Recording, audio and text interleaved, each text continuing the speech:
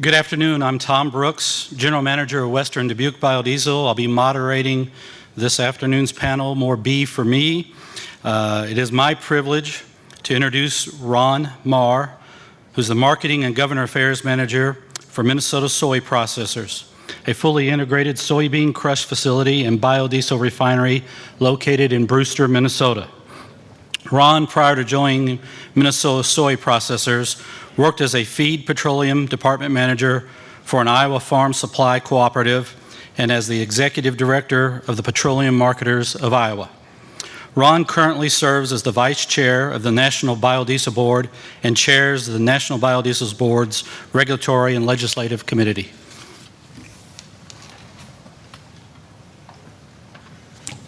Thanks, Tom. Had I known what I know today, I would have stayed in San Diego for another week for the National Biodiesel Board meeting. It was quite a meeting. Left San Jose yesterday, not San Diego. San Jose at 8 in the morning, and it was 70 degrees at 8. Lucy Norton called me a couple, 3 months ago and asked if I would appear on this panel, and I said, sure, Lucy, I'd be glad to. She said, would you talk to us a little bit about how Minnesota got a biodiesel requirement in their diesel fuel pool? So I have to look back. It goes back to actually to early 1990s when Minnesota was facing a problem with carbon monoxide, particularly in the Twin Cities area. And a bunch of the health groups, primarily headed up by the American Lung Association, decided to try an experiment. Essentially back then it was an experiment. They decided to try and get legislation through to require an E10 blend in the Twin Cities metro area. And that became the root of what you see today in Minnesota's the biodiesel mandate. So what they did is they actually required an E10 in the Twin Cities area, and they threw a bone to the petroleum marketers, a political bone, that allowed them to sell non-oxygenated gas, in other words, non-ethanol gas, if it was a premium, to antiques and marinas, antique vessels, or antique motors and vessels. And the policeman in that whole thing was going to be the price disparity between the premium of a non-oxy and an E10. And by and large, that policeman, the price discrepancy has worked quite well. Minimum amounts yet today of premium gas are sold. They do go into the marine and the antique engine pool, but as the generations of fleet change, most of those vehicles now also use E10. One of the interesting things about the Twin Cities mandate, and eventually which extended citywide in Minnesota, was that ethanol plants came online to supply the ethanol for that market. The legislation that passed was not an easy pass. It was vigorously opposed, as you can imagine, by the refiners in Minnesota, which there are two at that time, Marathon and one other, Flint Hills refinery. So that led us up until the end of the 1990s when the biodiesel came on board, and Minnesota's a little different state. I actually live in Des Moines, work for the plant out of Brewster. Brewster is located just north of Okoboji. So it's a tough call in the summer to go up to the office and have to overnight a couple nights in Okoboji. But brought us up to the biodiesel, and the Minnesota cropping is a little different than Iowa. Particularly, there's a lack of market for their crops, much more so than in Iowa. And that particularly gets acute in southwest Minnesota. There essentially was not a business to take soybeans from southwest Minnesota farmers. There just was no competition. With biodiesel, the group of people started talking about how do we get rid of soybeans, particularly led by the Minnesota Soy Growers Association. And they brought up the idea of biodiesel. And that kind of sprung into a group of ag-related commodity groups headed, again, by the Minnesota soybean growers, into going to the legislature with legislation to require 2% biodiesel in all of Minnesota's diesel pool. And that actually was vigorously opposed by an unholy alliance in Minnesota of the refiners. By now you had Flint Hills, which is today a Marathon. Believe it or not, Northwest Airlines was vigorously opposed to it. the logging industry in Minnesota and what they call the rangers in Minnesota, the iron ore range and copper range up in the northeast corner. They're called the rangers. And these people are tremendously powerful politically, and they're very independent. And so this unholy alliance trying to make, we called it the unholy alliance because you had soybean people again, and you had animal fat people, and the farmers union, again led by the health groups, went to the Minnesota legislature, and after a couple of years, took about two and a half years of work in the legislature, finally got to a state law that was, and we can't say it was signed, it went into law because then Governor Ventura did not sign it. It laid on his desk, neither approved nor vetoed, and under Minnesota Constitution that then went into law after a certain number of days. So he let it go into law, he never approved it. But that initial law required several things, and you've caught me right in the midst of old age when I have to use glasses to read and I can't use glasses to see, so pardon me for here for a minute. There were exceptions put into the law. The loggers were one. The second one was mining equipment. The third was Northwest Airlines tarmac equipment. Also, there was an exemption put in for nuclear plants, since the fuel is not approved for standby fuel by the Nuclear Regulatory Commission. The law set out a time schedule for the implementation levels. It set out a B2 level in September 29th, 2005. It then went to a B5 level in May of 2009. It was to go to a B10 level May of 2012 and a B20 level in May of 2015. However, the two highest levels, B10 and B20, are only effective April through October in a concession to Minnesota weather. The B10 and the B20 levels, also there's a clause in legislation. Those levels had to be approved or a letter sent to certain legislative chairs if a biodiesel task force commission, which was also set up in the statute, helped advise the three commissioners, Commissioner of Agriculture, Commissioner of Commerce, and the Commissioner of the Pollution Control Agency, that 4 other additional items had been met. And those 4 items were an ASTM spec had been met, that proper blending infrastructure existed statewide, that at least 50% of the biodiesel production came from Minnesota or the United States, and at least 5% of the biodiesel cannot be from agricultural feedstocks. Again, that was a concession to environmental groups in the Twin Cities. Minnesota is a very unique state politically. The Twin Cities are very much environmentalist. You get to the hinterland and they're more like what we are. Get to the northeast and you have the very independent loggers and the independent rangers. And that statute, the Biodiesel Task Force then meets regularly and advises the commissioners if these requirements have been met. The other interesting caveat in that legislation was if the Biodiesel Task Force said those requirements have been met, the commissioners had to write another letter to certain regulatory chairs 270 days prior to the enactment of the next higher level. So 270 days before May, this letter had to be sent to the Minnesota legislative regulatory chairs that yes, all these other underlying requirements had been met, thus the level would go up on May 1st. Well, that's created kind of an issue because if you noticed, that first date was May 2012. That date's long gone and we're here in 2014 still at a B5. The reason? There was no blending infrastructure at any of the pipeline terminals in southwest Minnesota that serve southwest Minnesota, and that's primarily Sioux Falls. That letter has now been drafted and it has gone to the legislative chairs, and we believe that May of this year will probably go to the B10 step, which brings us to another issue. There are now new legislative attempts, political attempts inside Minnesota to repeal the whole darn law. And what's happened is we've now given 3 bites of the apple to the opponents of biodiesel.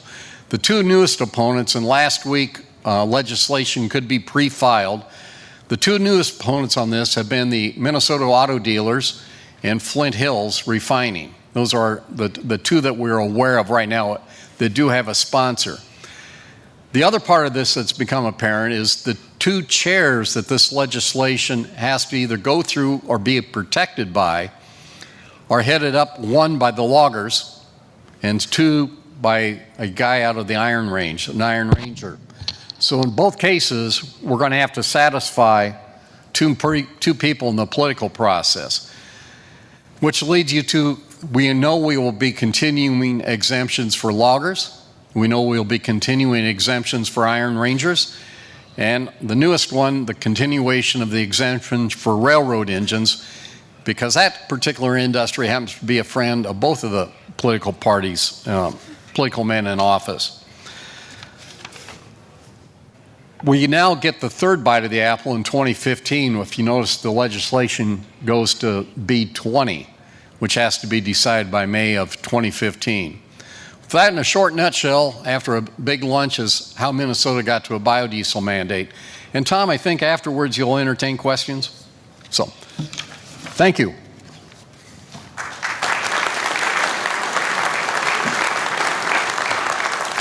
Ron, thank you for your comments. It's my distinct privilege to introduce a prominent blender of biodiesel. Michael Whitney is the General Manager of Renewable Fuels for Musket Corporation, based in Houston. He joined Musket in 2010 after spending 10 years in the energy and agricultural trading. Michael manages biodiesel procurement for the nationwide truck stop chain Love's Travel Stops, in addition to price risk management, trading, and monetization of RINs credits. Welcome, Michael.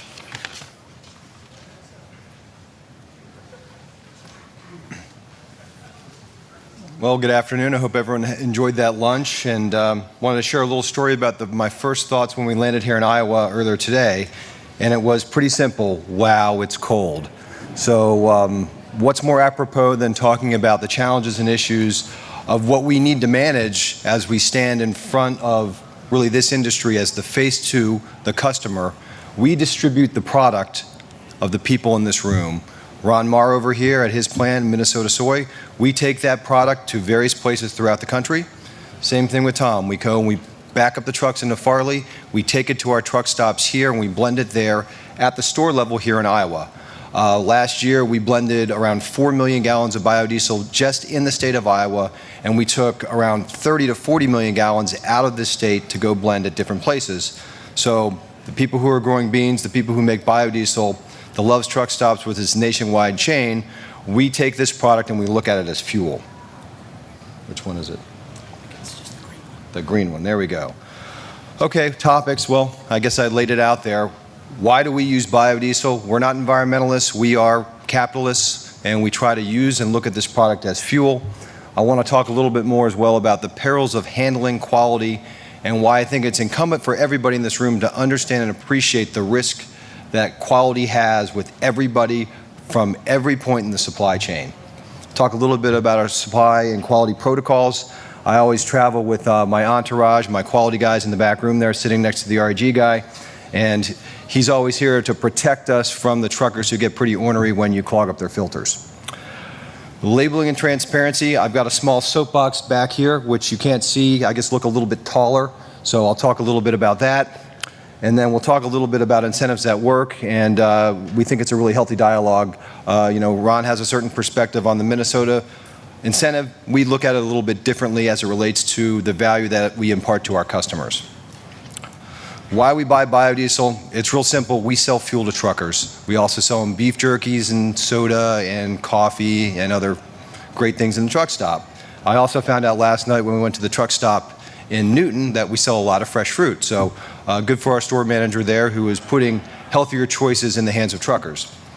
Because it's fuel, we have to look at it really closely. Quality is absolutely essential to us. If we don't have quality product, we damage our brand halo, we damage demand for your product, which is biodiesel. What's important to us, and we go through this with the plants here, it's got to look like fuel. Now, not in color and everything else, but it needs to be rateable, it needs to be scalable. So we can't fill out our network by buying 7,000 gallons at a time. We have to come in and buy large clips of product. 100,000, 500,000 gallons at a time. We need rateable, scalable supply. We need truck racks that operate like diesel truck racks so we can load fast, move the trucks out, get them to the store, and optimize our drivers' time. Other issue here is going to be mileage per gallon degradation. There's talk out there. The customers right now are concerned that biodiesel, because of its lower BTU content, they're concerned that they're getting lower fuel mileage. So we have to address that with our fleet customers as that issue comes up. Looking at incentives here, why do we do this? The RFS and the state incentives make this cheaper fuel than diesel fuel, full stop. With the targets that the RFS puts out there, it creates value in and around the RIN credit that allows us to make diesel fuel cheaper for our customer.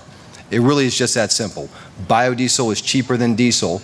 We use that discount to drive competitiveness into the gallons that we sell to our nation's truckers.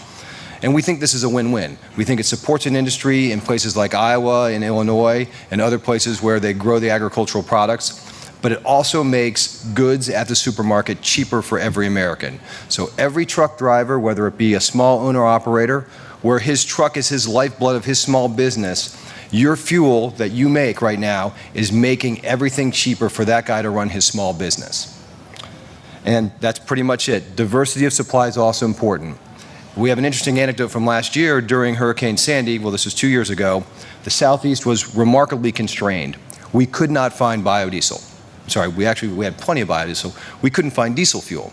So in order to alleviate some of those shortfalls, we raised our biodiesel blends and we were able to keep diesel in the truck stops because of your product. So it creates diversity of supply, which is good for the nation and good for the infrastructure to keep businesses running, to keep products on the shelf. And really simply put, we're in the fuel business. Cold weather challenges, the much overused word of the year. I'm sure it'll be in the dictionary next year, the Polar Vortex.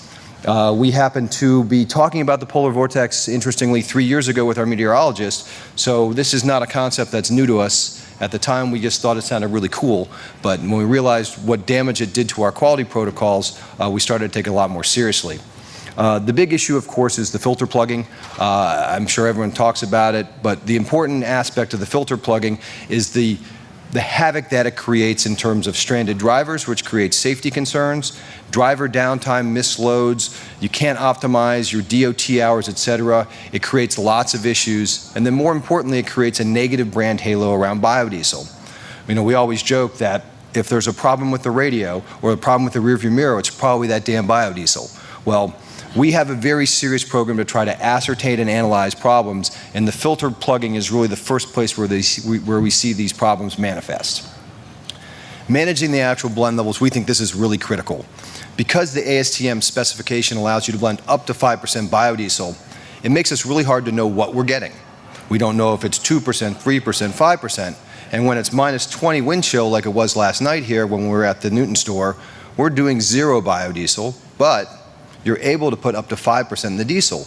So we can unknowingly be blending biodiesel into our diesel supply and giving it to customers when it's not suitable for the weather conditions. So this up to 5% safe harbor, as we call it, creates real consternation and heartburn for us to be both transparent to our customers and, more importantly, just to manage and protect the biodiesel industry by having consistently high quality product of fuel. Handling issues, I cannot stress this more. The quality that comes out of the plant is really only when the deal starts. You have to have it in an insulated trailer. You have to blend it at 30 degrees above the cloud point. How you handle it, how you move it, how you blend it is absolutely critical. And if that's not done correctly, then you will create quality problems. So if you're sitting at a plant and you're in Farley, Iowa right now, and a guy shows up today with an uninsulated trailer, you may want to think about not loading the guy, because that's going to be a quality problem for everybody sitting in this room. All right, here are the horror stories in the pictures. We did not dip that one actually into frosting, but this is what happens when biodiesel isn't handled properly. So these are plugged filters, and plugged filters mean more maintenance costs for truckers. They also mean downtime. They also create a big quality issue and perception across the whole industry. Our quality program, the reason why we're talking here today is really to talk about our quality program. We look at the AS Team spec and we don't think it goes far enough. We've seen quality issues related in cold weather around things that are within the ASTM spec. Because of that, to protect our customers, to protect the people in this room in terms of the overall program of biodiesel, we require a much tighter specification, particularly on monoglycerides, on cold soak, oxidation stability, etc.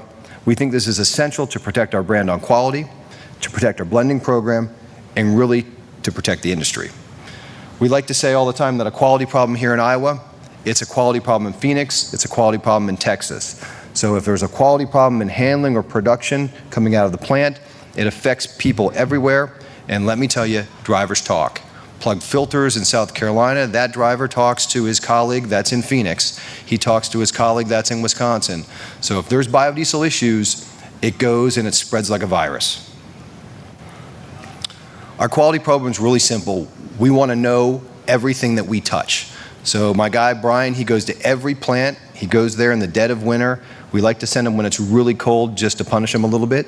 So we sent him up to Velva, North Dakota. And what was it there, Brian? Minus 40 when you went up there? So whenever he's being difficult, we just send him off to someplace really damn cold. So we visit and audit every plant. We see the gallons that we touch, that we take to the truck stops that we blend. We know the quality managers, and we insist on repeatable, high-quality labs testing this. We like to say that the audit is only good as the second you leave the plant, and the specification you get one day doesn't look the same the next day.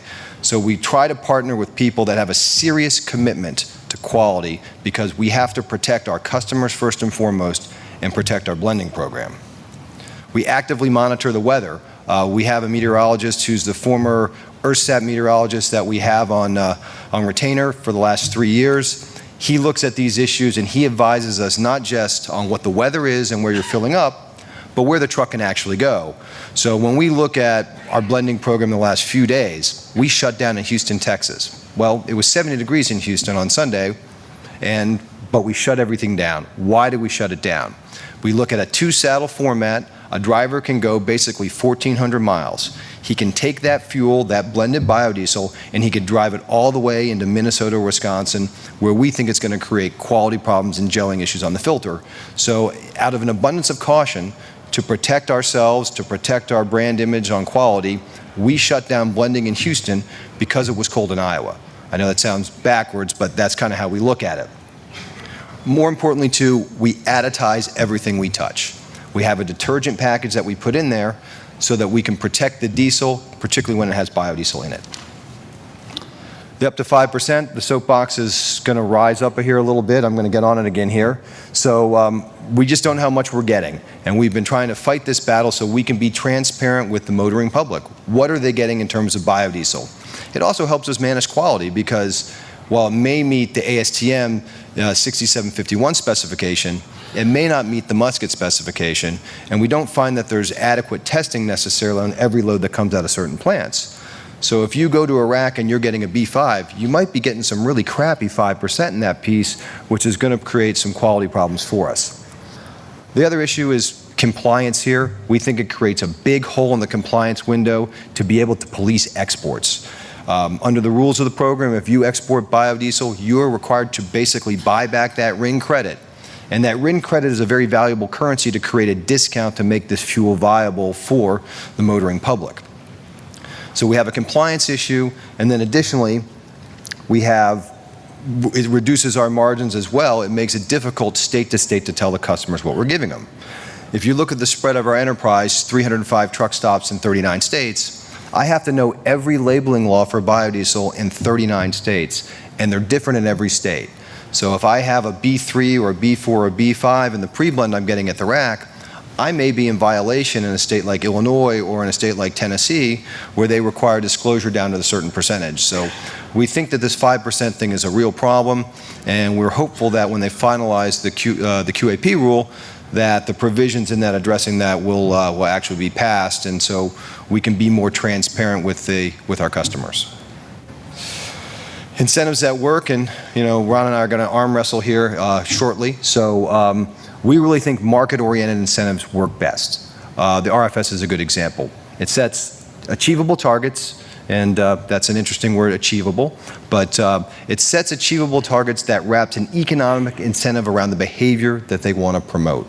So they go out and they say that you'll do 2.75 billion gallons worth of total advanced fuel for last year, 3.75 billion, which was in the statute for next year.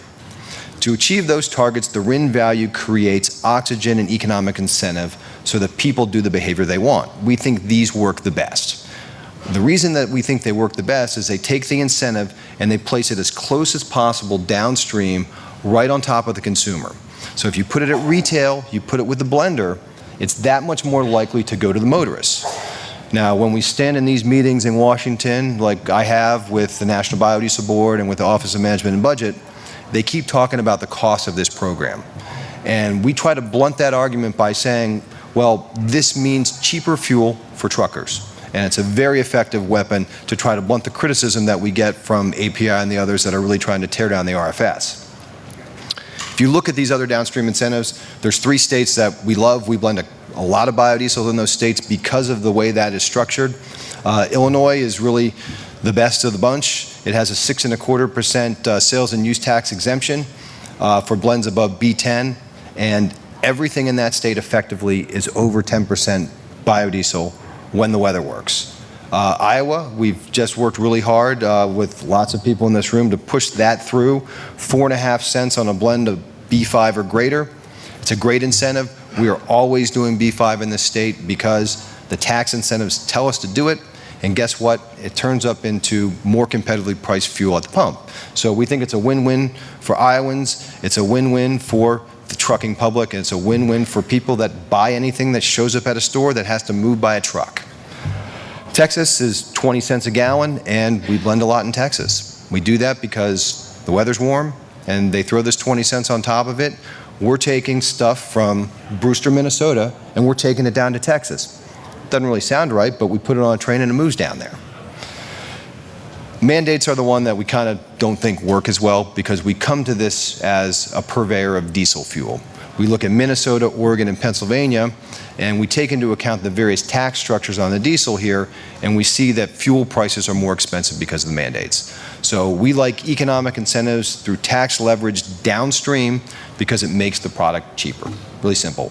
As I said before, the policymakers are looking at cost, and we think it's really tricky to argue that you want something to be both subsidized and mandated. And the more that we can blunt those arguments by saying this creates tangible value for customers, we think it's an easier policy argument when we go to Washington. And that's pretty much it, and I welcome your questions and comments. Thank you, Michael. Thank you.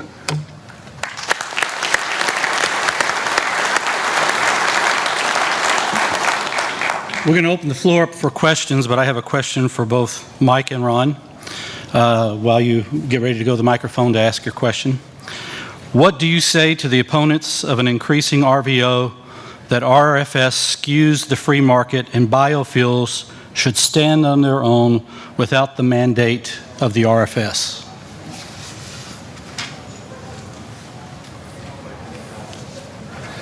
Yeah.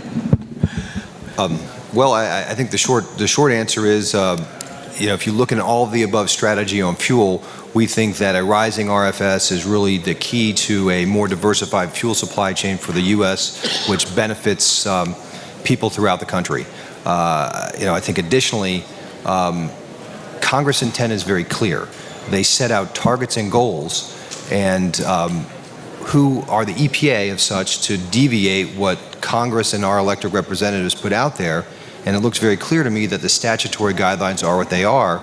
And absent certain findings, the use of the waiver authority, we think, needs to be narrowly tailored to the intent of Congress, which we think is pretty clear in the statute. Well, I tend to agree most with Michael on that. Congress was very clear, and actually the presidents have been very clear since Eisenhower, that the energy policy in the United States is a strategic priority. And we've not done a very good job of having an energy policy. Matter of fact, the policy in the United States is a de facto policy of it's got to be cheap. Alternative fuels do not mean cheap. doesn't necessarily mean cheap. That isn't how you should define them. They are a replacement for petroleum. And if you've ever dealt with the major oil companies, they are loyal to themselves and to their business partners to the tune of a steak dinner. And that is how deep the loyalty is. It is everything for the oil company and really nothing for anyone else. They like to control things. Alternative fuels, be it ethanol or biodiesel or whatever it may be, are keeping more eggs in the basket than the just one we have. And it does create leverage, as Michael said, on retail pricing. It gives a competition to the oil companies. Michael, this question's for you. Any thoughts on the proposed RVO and the position of Love's travel stops if the RVO reduction remains and no blender's tax is retroed for 2014? No, I appreciate the question. We really try to stay pretty apolitical when it comes to these issues. The rules are what the rules are, and we try to follow them as much as we possibly can. We try to manage our risk associated with the program by being very connected with a lot of people on the political apparatus at the National Biodiesel Board, as well as the ABFA. So for us, it's really trying to figure out what they're going to do, as opposed to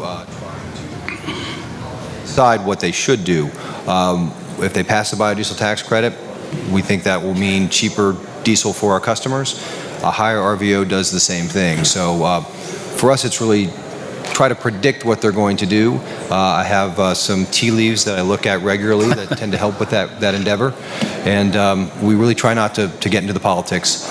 We sit in a very interesting spot because not only do we buy a lot of diesel fuel from the obligated parties, we're huge customers of theirs. We distribute their product as well. We also sell them a lot of RINs. So we try to keep both parties happy if we can, because ultimately our commitment is to our customers, to provide them affordably priced fuel, and that's pretty much it. I want to give the floor a chance for questions. I've got more up here. Somebody?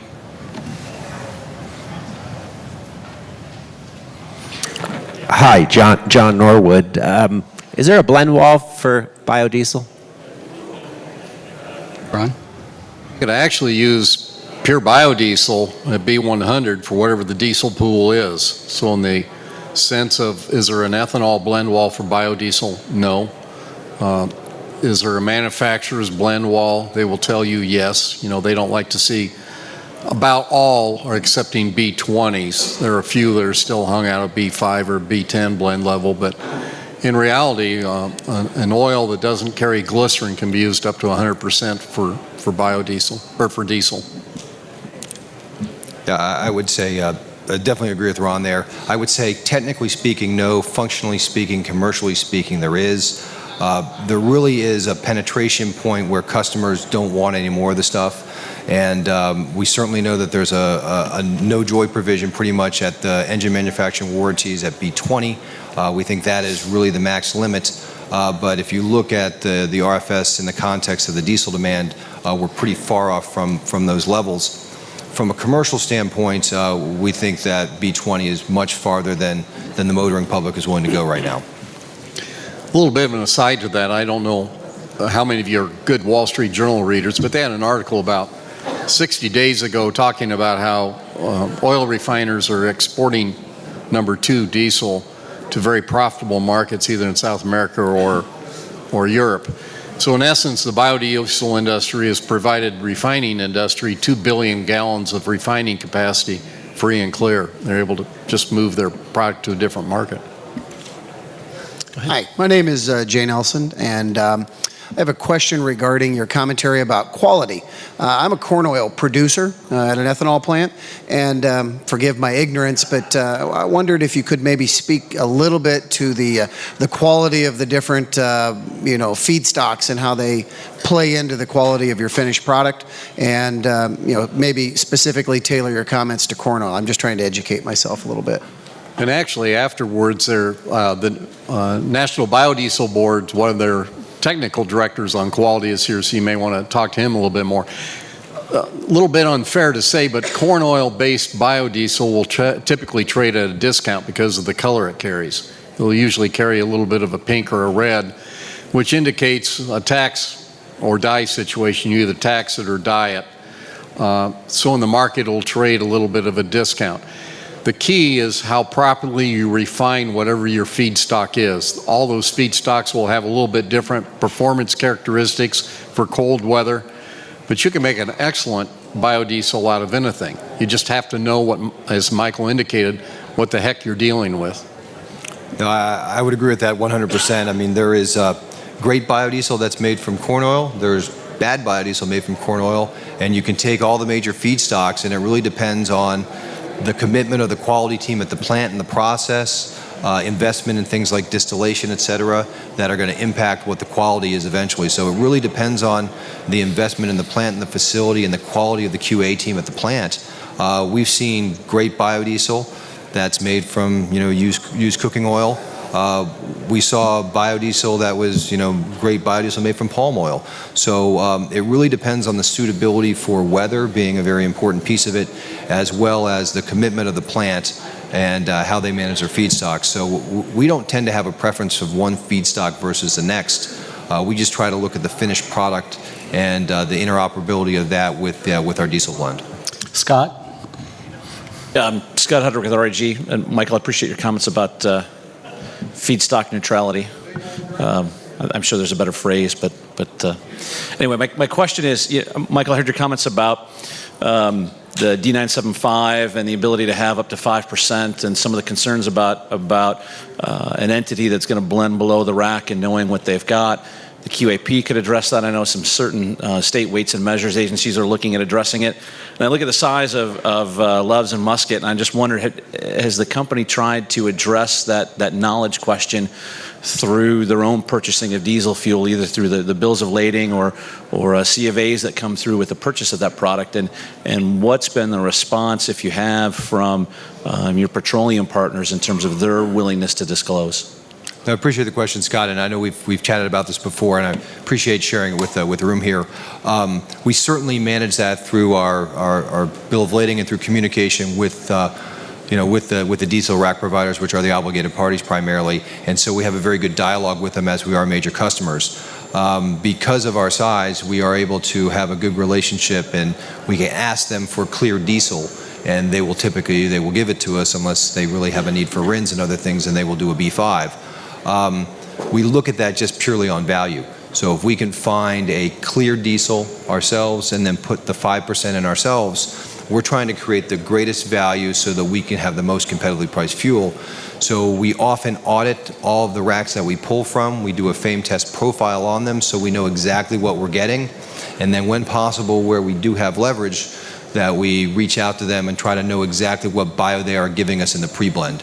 So our commercial position with the obligated parties really does enfranchise our ability to manage our quality and labeling risk a little bit better than the next guy, but we still have concerns with more of it out there. Michael faces one other issue too that he probably hasn't touched, or he didn't touch on, and in Minnesota, the racks do not give you exactly on a number 2 what the exact cloud point of that fuel is. They will give you a typical. So he doesn't really know within 5 to 10 degrees what the cloud point he's trying to blend with is. They're just typicals.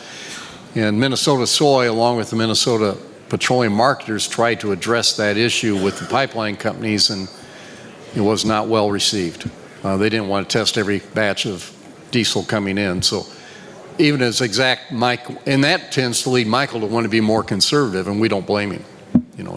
Last thing we all want is a trucker sitting on the side of the road because of an alleged biodiesel problem, be it a flat tire or a broken windshield wiper. Ron and Mike, thank you for your comments and your thoughts. Appreciate your participation.